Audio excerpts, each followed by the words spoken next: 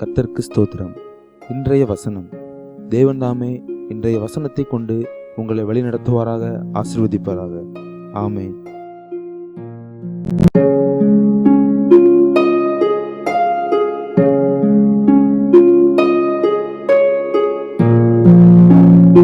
நீ பயப்படுகிற மனுஷரின் கையிலே ஒப்புக் கொடுக்கப்படுவதில்லை. எரேமியா 39:17.